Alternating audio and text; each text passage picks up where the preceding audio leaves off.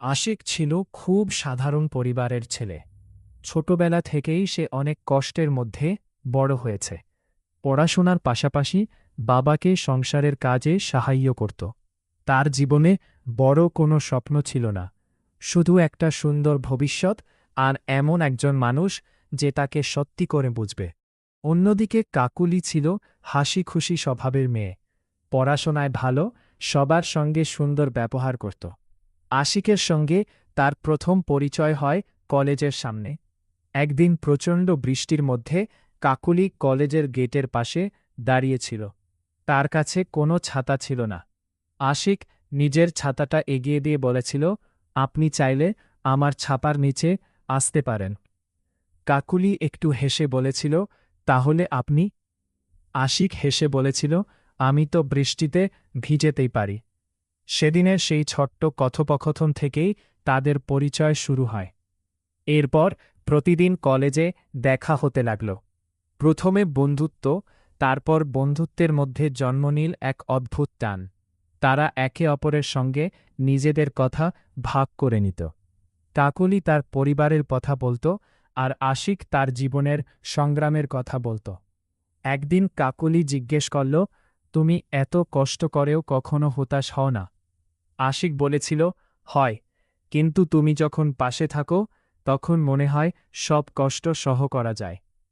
কাকলি কিছু না বলে মুচকি হেসেছিল। সেদিন থেকেই দুজনেই বুঝেছিল তাদের সম্পর্ক আর শুধুমাত্র বন্ধুত্বের মধ্যে নেই। সময় যেতে লাগল। আশিক কাকুলিকে নিয়ে ভবিষ্যতের স্বপ্ন দেখতে শুরু করল।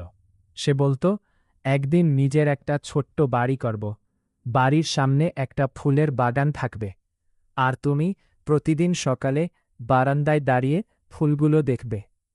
কাকুলি হাসত আর বলত, তোমার স্বপ্নগুলো অনেক সুন্দর, কিন্তু সুখের সময় বেশিদিন স্থায়ী হল না। একদিন আশিক জানতে পারল তার বাবা গুরুতর অসুস্থ। সংসারের সমস্ত দায়িত্ব তার কাঁধে এসে পড়ল। পড়াশোনা বন্ধ করে তাকে কাজ শুরু করতে হল। কাকুলি তাকে বলেছিল, তুমি চিন্তা করো না, আমি অপেক্ষা করব। আশিক বলেছিল, আমি ফিরে আসব, তোমাকে নিয়ে সংসার করব। কাকুলি তার হাত ধরে বলেছিল, আমি বিশ্বাস করি। আশিক শহরে চলে গেল কাজের জন্য। প্রথম দিকে প্রতিদিন কাকুলির সঙ্গে কথা বলত। পরিবারের দায়িত্ব আর অর্থের অভাবে ধীরে ধীরে তাদের যোগাযোগ কমতে লাগল। কাকুলি প্রতিদিন অপেক্ষা করত, ফোনের দিকে তাকিয়ে থাকত। আশিক ফোন না করলে তার মন খারাপ হয়ে যেত। একদিন কাকুলির পরিবার তার বিয়ের কথা ঠিক করল।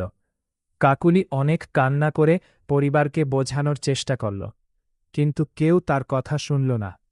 শেষবার সে আশিককে ফোন করে বলল, আশিক, আমাকে নিতে আসবে?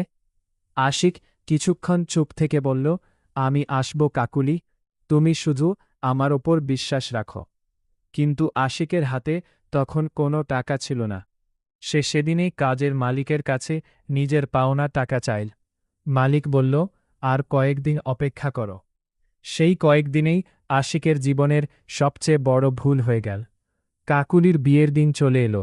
আশিক অনেক দূর থেকে ছুটে এলো, কিন্তু যখন সে কাকুলির বাড়ির সামনে পৌঁছাল তখন সব শেষ। দূর থেকে সে দেখল কাকুলি বিদায় নিচ্ছে। কাকুলিও এক মুহূর্তের জন্য আশিককে দেখতে পেলে। দুজনের চোখে চোখ পড়ল। কাকুলির চোখ দিয়ে পানি গড়িয়ে পড়ল। আশিক কিছু বলতে পারল না। কাকলি শুধু ঠোঁট নাড়িয়ে বলল, ভালো থেকো। গাড়ি চলে গেল। আশিক রাস্তার পাশে দাঁড়িয়ে রইল। তার হাতে থাকত সেই পুরনো ছাতাটি, যে ছাতার নিচে তাদের ভালোবাসার শুরু হয়েছিল। বহু বছর পরও আশিক সেই ছাতাটি ফেলে দেয়নি, কারণ তার কাছে সেটি শুধু একটি ছাতা ছিল না, সেটি ছিল কাকুলির সঙ্গে তার জীবনের প্রথম স্মৃতি। কিছু প্রতিশ্রুতি পূরণ হয় না, কিছু ভালোবাসা সংসার পর্যন্ত পৌঁছায় না, তবু সেই ভালোবাসা মানুষের হৃদয়ে সারা জীবন বেঁচে থাকে।